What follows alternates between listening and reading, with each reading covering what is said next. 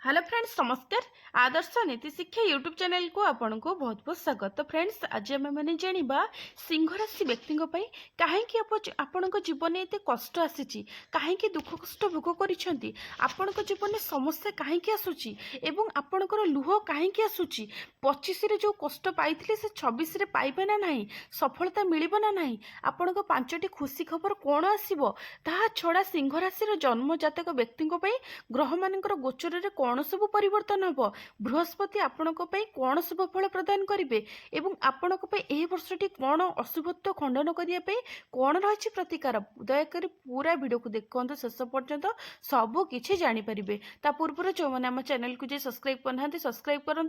जदि आपको ये वीडियो भल लगी लाइक टे अवश्य करेंगे। कमेंट बॉक्स रे आपणकर जहाँ भी किसी प्रश्न रही जनइबे और ये वीडियो को अन्य अधिक अधिक शेयर करेंगे। आपणकर इष्ट देवी जी बा हैप्पी न्यू ईयर बोली निहाती भाव में कमेंट करूँ जदि आपको ये वीडियो भल लगी थाए।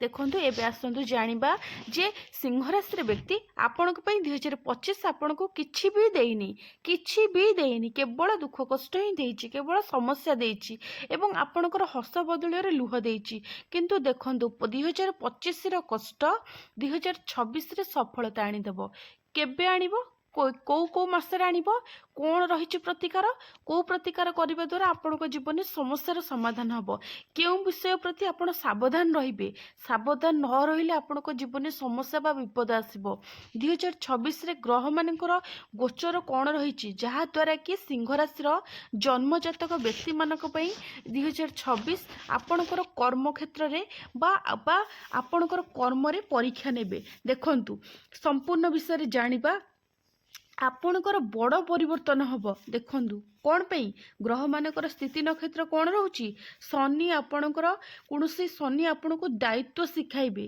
शनि आपण को मजबूतपण शिखाइबे बृहस्पति जो भाव रहा बृहस्पति आपणकर भाग्य स्थान रे जहाद्वारा कि आपणकर भाग्य चमकिब एवं ताहा सहित राहु एवं केतु ये होचंती आपणकर मन राहु केतु आपणकर कौन मानसिक परिवर्तन करेंगे आपणकर संपर्क मानकर निहाती भाव में संपर्क वृद्धि हम जो संपर्क गत पूर्वर आप अत्यधिक धोखा पाई संपर्क में वाद विवाद सृष्टि होती कली झगड़ा सृष्टि होती मतभेद सृष्टि होती निहाती भाव संपर्क में सुसंपर्क भाव सृष्टि हम कौन परिवर्तन हम जदि आम दृष्टि देखा अर्थात आपण वर्षटी बहुत मूल्यवान रही।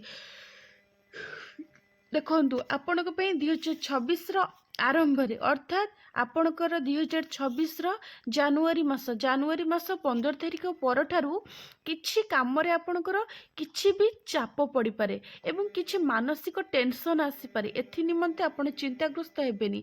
ता छडा आपणकर खुशी खबर कोन आसीबो जो माने विवाह करि नांती से मानकर विवाह योग सृष्टि हेबो। ता छडा पारिवारिक खुशी आपणको प्राप्ति हेबो संतान प्राप्तिर मध्य योग बनुछि शिक्षा क्षेत्र रे उन्नति करिवे एवं पारिवारिक सुख जो सब दुख कष्ट भोग करुले दुख कष्टर मुक्ति पाइबे।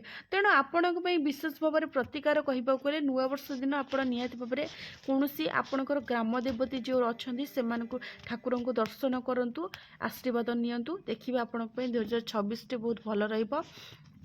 ता छड़ा समस्त प्राय धनर क्षेत्र बा आर्थिक स्थिति आपणकर किपरि रहिबो 25 रे कौन रही 25 रे धन आसी सेविंग करि पारि नथिले एवं धन केबे भी आप सेविंग करि पारंतिनी जो माने भी सिंह राशि व्यक्ति आपणकर धनर क्षेत्र को जदि आलोचना करिबा तेणु धनर क्षेत्र बा आर्थिक क्षेत्र आपणक 2026 रे आपणकर आय अधिक रहिबो एवं धनर क्षय जो देखिबा क्षय मध्य रही किंतु अर्थ खर्चर अधिक परिमाण रही देखिए चेष्टा करेंगे सेविंग करने प्रति आपणकर प्रति आय मध्य खर्च लगी रही तेणु निहाती भाव में ता छड़ा कुंभ राशि जो रहिले कुंभ राशि और सिंह राशि ये जो दुईटी राशि रहिले विशेष भाव में आज तो वीडियो सिंह राशि व्यक्ति सिंह राशि व्यक्ति से दुर्बलता हूँ अहंकार आपण को मु भाव ଆପଣ କେବେ ବି ଆଣନ୍ତୁ ନାହିଁ।